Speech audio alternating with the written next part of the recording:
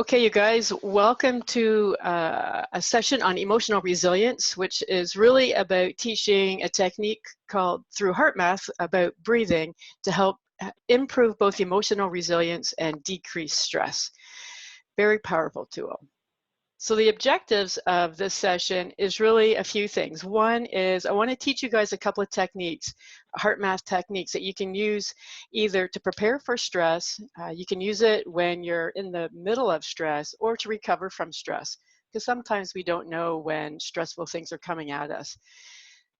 The other thing is I want to give you just a really high level insight about the science behind HeartMath and some of the brain science. I think what people often struggle with is that it's just breathing. Like, how can breathing really help people that much? And when you understand a little bit of the science behind it, it helps you to really not only buy in, but trust that this is a really powerful tool that can help you. And then the last thing I want to help you guys with is almost a bit of a tool to diagnose where you're at.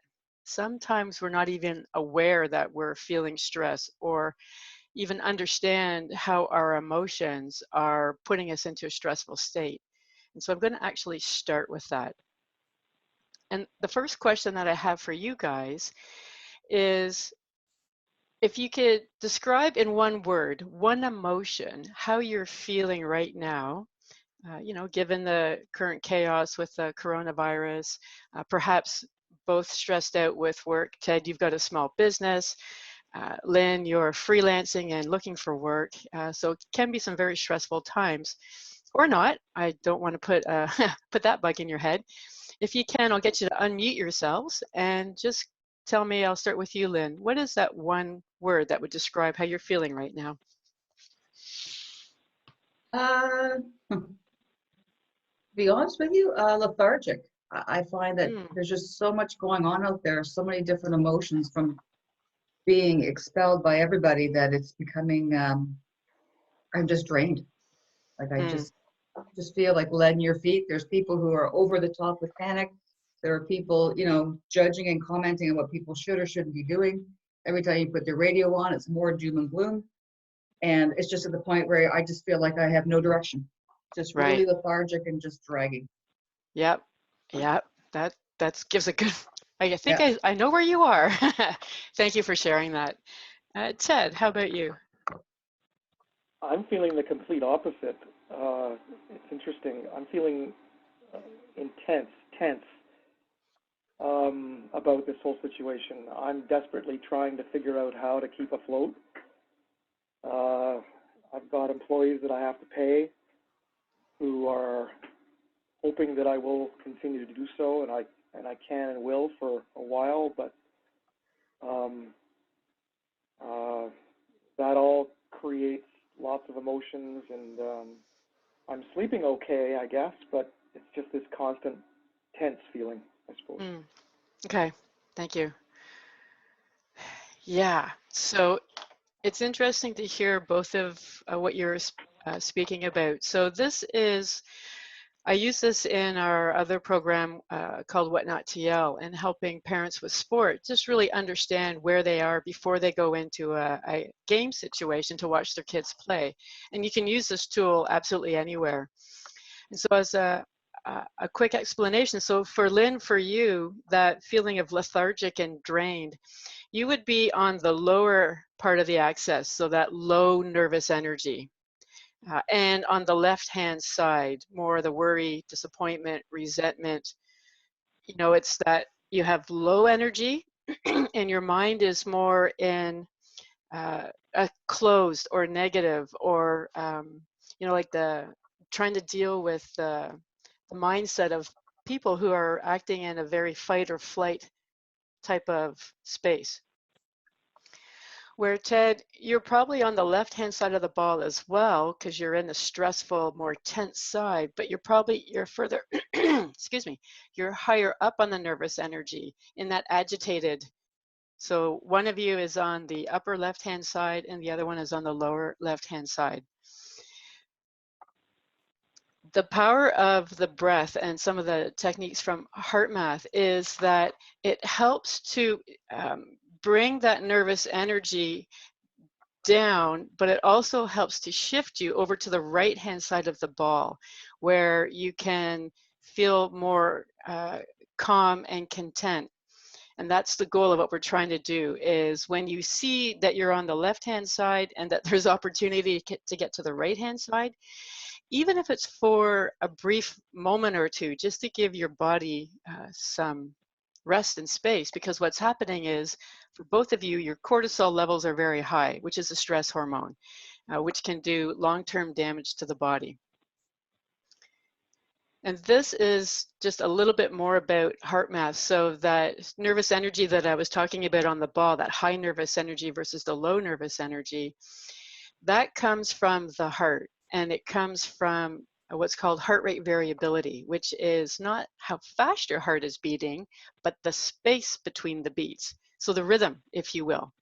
And if you think of it like driving a car, you've got gas and brake. And if you drive a car with both your foot on the gas and the brake at the same time, it's very choppy and very jumpy. And that's what you're seeing on the frustration side of the graph. It's up and down. This is working with the autonomic nervous system, where you've got one system is giving you that high energy, the sympathetic nervous system, and that's where we sometimes want that high energy in, to run away from the saber-toothed tiger, or that high excitement, passionate energy. And then the parasympathetic, it brings you down to that more calmer state. So what we're trying to do with the breathing is not have you driving your internal car with the gas and the brake very jumpy. We want to have it a very smooth ride with little potholes. And we can do that by understanding our emotion and how we breathe. I'm going to pause there just for a second and ask you guys if you have any questions before I go any further. Lynn, do you have a question? No, I'm good. No. Okay. Ted, for you? No, nothing. It's actually very clear. I'm excited to see how I can take myself into smoother territory. Okay, great. Okay, so let's dive into that then. Oh, sorry, one more thing before we dive in is the benefits of when you practice some of the techniques from HeartMath breathing and how it can help you. And this is just a quick highlight on increase your focus, helps you sleep better, helps you become more calm, of course, decrease anxiety, fatigue, and depression. The other thing that I love about HeartMath is there is a ton of research behind this. It's very science-based. I'm a science kind of gal, so it was important for me to understand the science. Okay, so this is what's called heart-focused breathing, and this is the basic technique that in any of the techniques, you always start with this. And this by itself can be very powerful, okay? In fact, even a 10-second breath by itself, 5 seconds in and 5 seconds out, has been known to start to decrease levels of stress. So I'm going to tell you what we're going to do, and then I'm going to actually have you do a minute of the actual breathing, okay? So in the first step, I'm going to ask you to put your attention to the area of the heart or the chest. And sometimes when you're first doing it, you can put your hand on your heart. It just helps you to keep your focus or your attention there. You don't have to, it's totally up to you. And I'm going to ask you then to imagine that your breath is coming in and out through your heart. And it's literally through your heart, through your chest wall, not in through your nose and down to your heart, but in and out through your chest cavity. I'll get you to breathe a little slower and a little deeper than normal, and then ask you to try 5 seconds in, and I'll kind of count for the 5 seconds in, and then the 5 seconds out. Okay, are you guys ready? I'll just wait for Lynn to come back. Yep, ready. This is the glory of working from home and trying to multitask. You okay there, Lynn? She's on mute. I know she's on mute. Sorry, Dylan's running this over to have it scanned. I got a judge waiting for it. Yeah, no worries. And this is great for those who will be watching it. This is reality. Yeah. Stress comes in whenever you least expect it, right? Okay. That's okay. Our timing is good. We're okay. So Ted, while Lynn's just doing her stuff, I'll get you to sit comfortable. Yeah. Can I Thank bring you. back? You don't even have to wait for it, Dylan. She can, okay, I'm back. This is Okay. perfect, man. Yes. This is real life. Okay, I'm gonna get you to sit comfortable in your chair. And when you're doing it for the first time, I'll suggest closing your eyes. You don't have to close your eyes though when you do this, and that's even the more brilliancy with this tool. Okay, so if you want to just gently close your eyes, get comfortable. I want you to focus your attention to the area of the heart or the chest. And imagine that your breath is coming in and out through your heart. Breathing a little slower and a little deeper than normal. You can try for 5 seconds in and 5 seconds out. Or whatever is most comfortable for you. And I want you to continue to imagine that your breath is flowing in and out through your heart.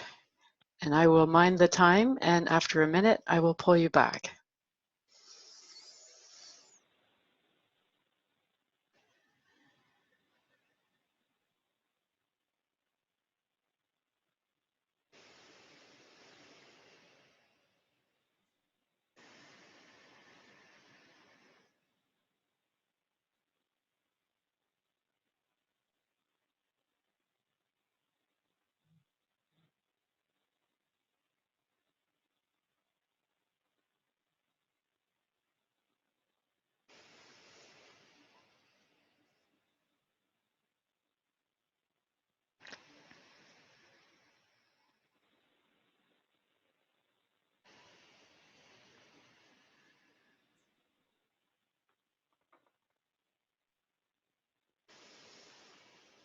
Okay, I'm going to bring you guys back. And if you can, tell me, what did you notice, if anything, in that minute? Lynn, I'll start with you again. Very easily calm. Like you felt a sense of just balance, I guess might be the focus, grounding Okay. sound. Just, if I just kept pushing the thoughts out of my head of what I've got on my plate right now, it did bring me right back to being centered, in a very grounded type of feeling. Like I felt connected. Okay, great. Thank you. Yeah. Ted, for you? Yeah, the same. A quick sense of calmness.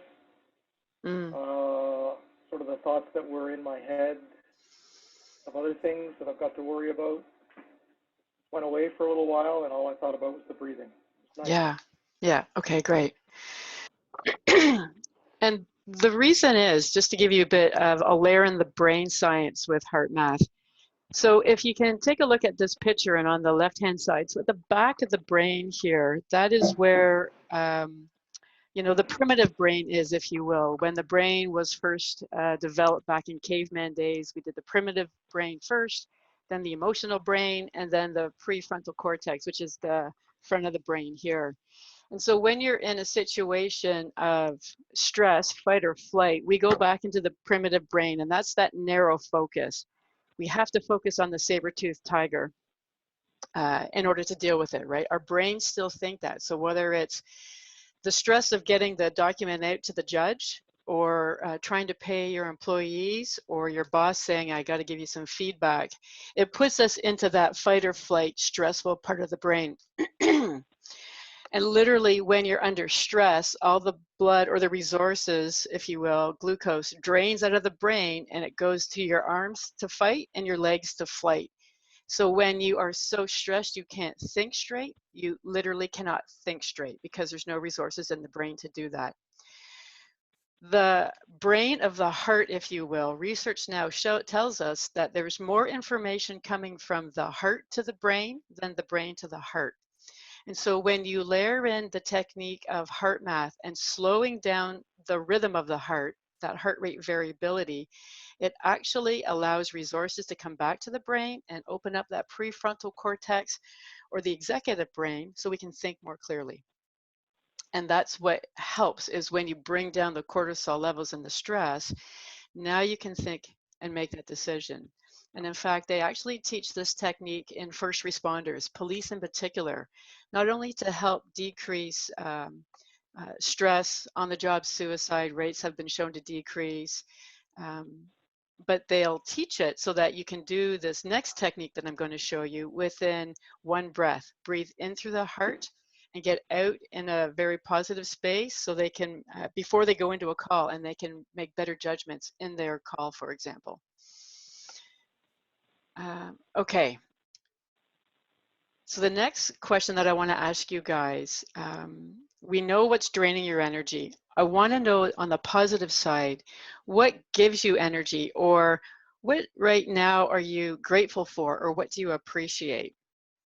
Be it for me, it's going for my walks in the morning, or I think about, you know, being at the beach in that special time, and just like, ah, man, it just brings me peace and joy. So what is it for you that gives you that peace, sense of calm, peace, or energy? And Ted, this time I'll start with you.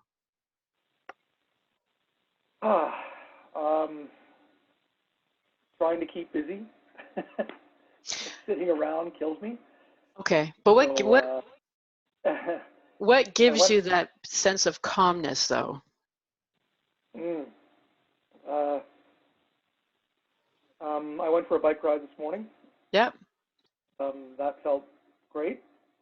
I haven't done that in a while, and it's high time I got back to it. It was really cold out, but felt great.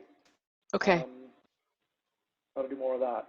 Okay, that's good. For me, it's active relaxation, I think, is what I like to do. It helps me. Okay, so I'll go to Lynn, but as you think about that, think about what gives you that sense of relaxation. Maybe like sitting at the cottage, or, you know, a person, a place, or a thing that brings that sense of calmness for you. Lynn, what about you? I say recently it's been reading. Okay. Just losing myself in a book, allowing me just to not think about anything else but what's going on in whatever book that I'm reading that's not related to the tragedies in this world. Okay. Okay, so with this next technique, we'll do the heart focused breathing, what we have just done. The next step of it is to bring in a positive emotion, something that you're grateful for or you appreciate, that time to sit and read the book, and how it makes you feel. Or for you, Ted, how you felt riding your bike this morning, coming into work. The trick is with this is that you want to get back into that feeling, not just think about the bike ride or reading the book, but really like you're back there, and that sense of, ah, yeah, I'm there. Okay? All right. So I'll get you to gently close your eyes again, and I'm just going to dive right into the technique. Okay. So put your attention to the area of the heart, and imagine that your breath is flowing in and out through your heart, breathing a little slower and a little deeper than normal. Try 5 seconds in, or 5 seconds out, or whatever is most comfortable for you. And as you continue to imagine that your breath is flowing in and out through your heart, I want you to pull in a positive emotion, a regenerative emotion, such as gratitude or appreciation. It could be a person that you love, a special place, a thing that just brings you peace, joy, a sense of calmness. And don't just think about that person, place, or thing, but re-experience that feeling. As you continue to breathe in and out through your heart.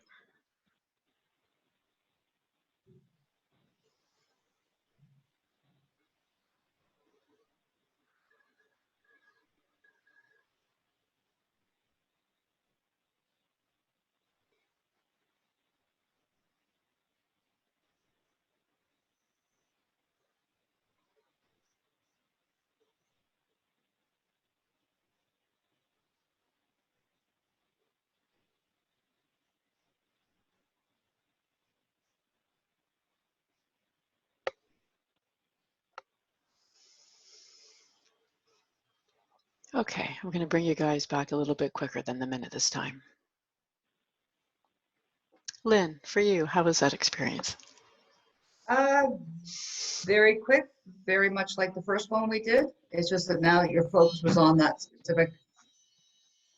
Sorry, my timer going off. Yeah.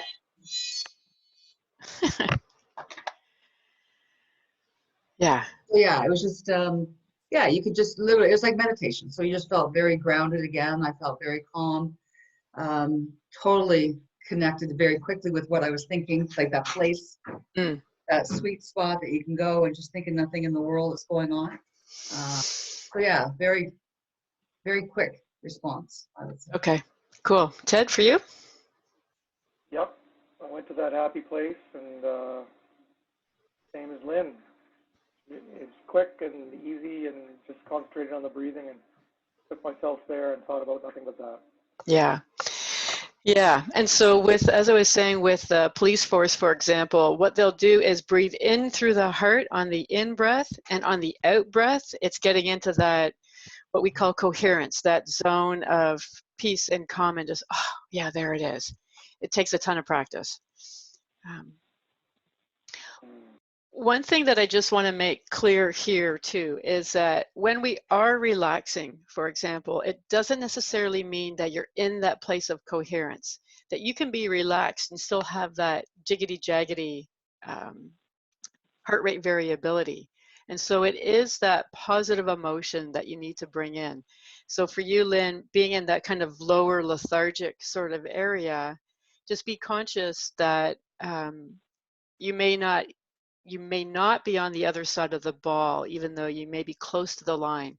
So every once in a while, just pull in that, breathe in the appreciation or the gratitude, and it will quickly kind of get you to the other side of the ball, okay? And finally, really just to wrap up, you can use this technique, whether it's just the heart-focused breathing by itself, or the quick coherence where you pull in that positive emotion to prepare for stress. So in these times, for example, when you get up in the morning, start with even a minute of some heart-focused breathing, because you know it's going to be a stressful day.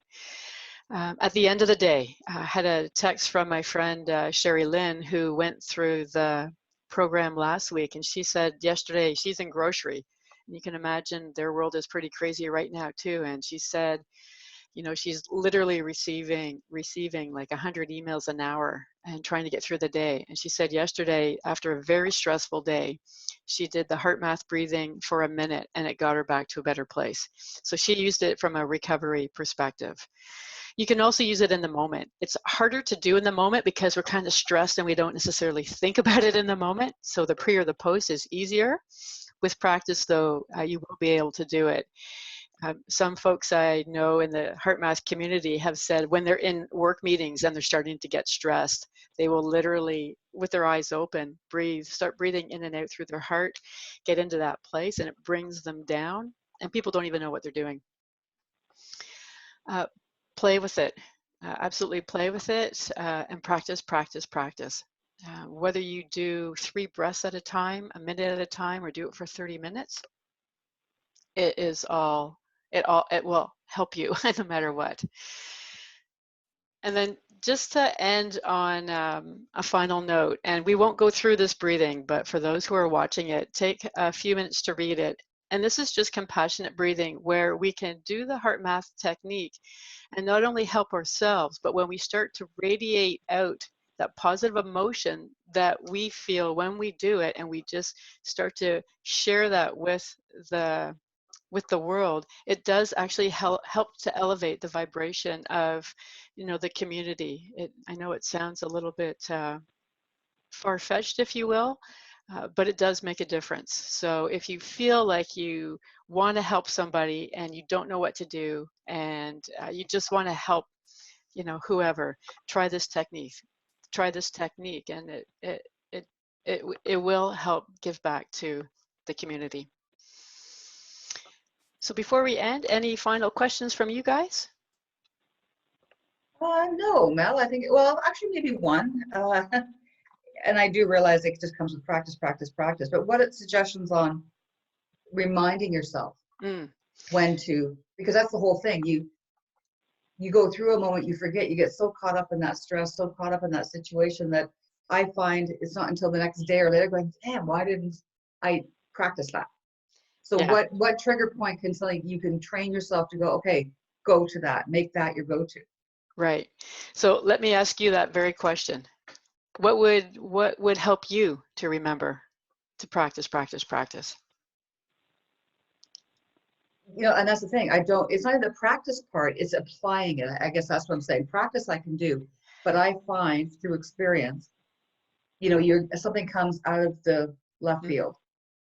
It's a trigger, you react, you get caught up in that vortex, you forget to apply the technique. yeah, That's sort of what I'm going. And it's not until after I get through it and then I'm screaming and yelling and heart rate's up and just completely over the top.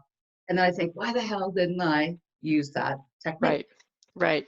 So a couple of things. One is the more you practice it, the more it will become second nature. So start with the practice, Yeah. practice, practice, and put up little post-it notes to remind yourself. And so, for Mm-hmm. example, the folks who were on the call the other day, I've set up a group chat so that every time we do a practice, we just text each other done. And then that becomes a reminder, oh, yes, I've got to do my breathing. So we've created a bit of a community that way to help. Right. The other thing you can do, when I first started learning this, when I was driving, every time I went, hit a stop sign, I would do a breathe in and out through my heart.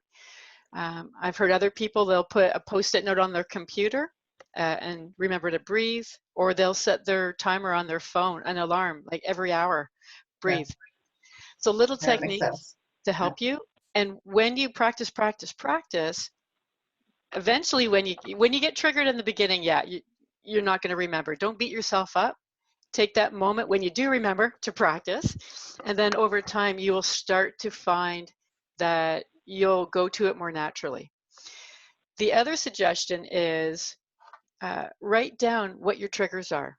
What things do you know kind of now that, you know, when Dylan does this, I get triggered. When something happens at work, I know this is a trigger for me. Mm-hmm. Write those triggers down. So when you write them down, you become very conscious of them. Right. When you're conscious of that trigger, you start to associate that trigger with HeartMath. So Gotcha. then eventually they become tighter and you'll use it more in the moment. Right. Yeah. Does that help? Yeah, no, it does. And I think the practice, it just becomes second nature then. So I get that. Yeah. I mean, and the great news is with Practice. HeartMath, we take our breath wherever we go. So Yeah. we've got the tools and the equipment. Yeah. No, Yeah. absolutely. Yeah. Okay. Yeah, that's a great question. Thank you for that. Ted, how about you? Any questions before we call it a day? No, none. Just wanted to thank you, Mel. Great job. I'm going to take that advice and certainly work on this. It's already working, so I appreciate it. Thank you. Perfect. Okay. Thank you guys. And with that, I will stop recording.